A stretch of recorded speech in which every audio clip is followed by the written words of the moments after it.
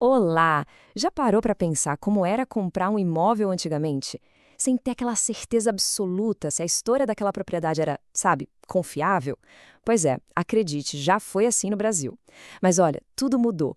Hoje a gente vai desvendar essa jornada saindo de um sistema bem confuso, o de transcrição, para chegar num que é claro como água, a matrícula. Foi uma verdadeira revolução que trouxe segurança para todo mundo. Bora entender como é que isso aconteceu. E olha, para a gente entender essa jornada direitinho, a nossa base aqui é super sólida. Toda a nossa análise é fundamentada no caderno de estudos número 5 do projeto ENAC Turbo. É um material fantástico, que foi todo elaborado pelo professor doutor Marcelo Lessa. Ele simplesmente destrinchasse essa evolução toda do sistema antigo de transcrição para matrícula até a gente chegar no registro eletrônico que temos hoje. Essa linha do tempo aqui, gente, resume um século de mudanças de um jeito incrível. Olha só, tudo começa lá em 1916, com o sistema de transcrição que era totalmente focado na pessoa. Aí o grande pulo do gato veio em 1973, com a Lei 6015, que criou a matrícula. Esse é o grande divisor de águas que a gente vai explorar.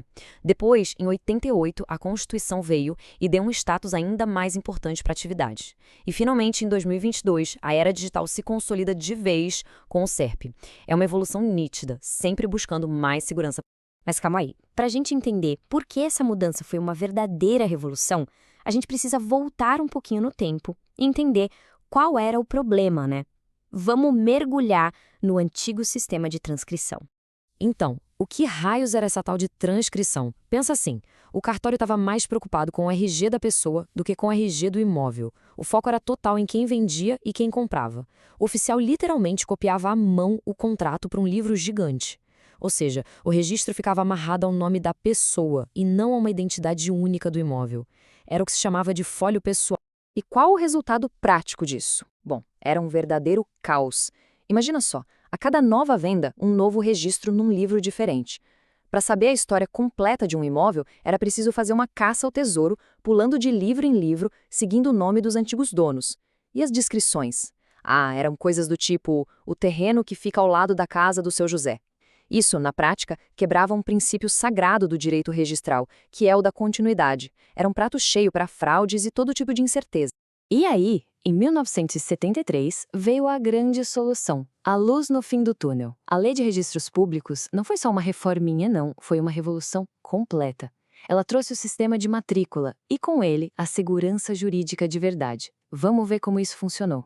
E aqui tem uma analogia que o professor Lessa usa que, olha, é simplesmente perfeita. A matrícula é o CPF do imóvel. Pensa bem, assim como cada pessoa tem um CPF, um número único que acompanha a gente pela vida toda, o imóvel também passa a ter o seu. E tudo, absolutamente tudo que acontece com aquele imóvel, vendas, hipotecas, penhoras, fica concentrado nesse documento único. É o fim da bagunça. O nome chique para isso, o nome técnico, é folho real. A lógica se inverteu completamente. O foco saiu da pessoa e foi para o imóvel. Agora, cada propriedade tem a sua própria pasta, o seu arquivo pessoal, com um número único. E tudo que acontece com ela é anotado ali, em ordem, direitinho. A história fica limpa, clara e super fácil de checar.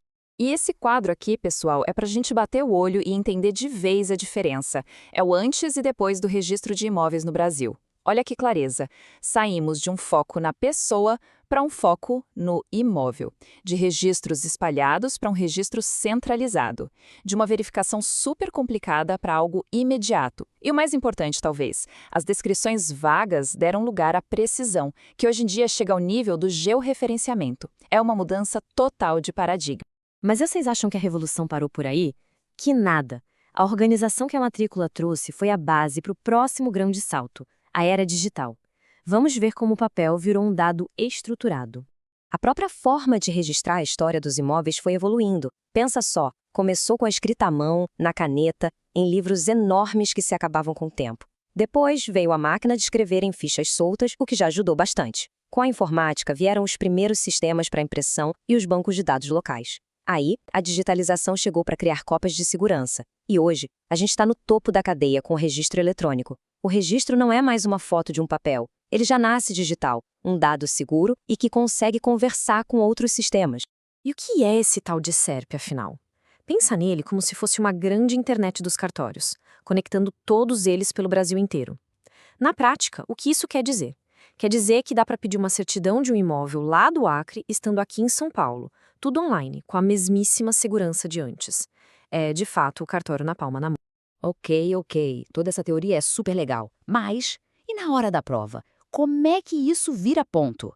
Bom, agora que o negócio fica sério, vamos analisar um cenário clássico que a FGV adora cobrar, aplicando tudo isso que a gente viu. Então, atenção máxima nessa pergunta, porque ela é o tipo de caso prático que a FGV adora. Temos lá um imóvel antigo, de 1950, cujo último registro ainda é uma transcrição. Hoje ele é vendido. E aí? O que o oficial de registro de imóveis tem que fazer? Ele vai lá e anota na transcrição antiga? A resposta é um gigantesco não. E aqui está a resposta certa, o passo a passo que a banca quer ver sem tirar nem pôr. Primeiro passo. O registrador é obrigado a abrir uma matrícula novinha em folha para esse imóvel. Ele pega os dados importantes da transcrição antiga e cria essa nova identidade. Segundo passo. Logo em seguida, ele já registra a venda como primeiro ato, o famoso R1 dessa matrícula que acabou de nascer. Pronto. O imóvel entrou oficialmente para o sistema moderno. É um processo de migração e registro tudo junto. Então, anotem aí, tatuem no cérebro, porque essa é a regra de ouro. Hoje, não se pratica mais o ato de transcrever. Ponto final. O sistema antigo morreu para novos atos. Qualquer registro que vá criar, transferir ou modificar um direito sobre um imóvel que ainda está no sistema antigo, força a entrada dele no mundo moderno. Isso exige abertura obrigatória de matrícula. Simples assim. E para a gente fechar com chave de ouro, tem uma reflexão do professor Lessa que amarra tudo isso de um jeito muito bacana. Ele diz que a evolução técnica, o SERP ou registro eletrônico, nada disso apaga os fundamentos, os marcos antigos da segurança jurídica e da fé pública. Muito pelo contrário, a tecnologia é só a nova ferramenta, a mais poderosa que a gente já teve, para continuar essa missão de garantir a paz e proteger a propriedade. A forma muda, mas a essência e a responsabilidade só aumenta.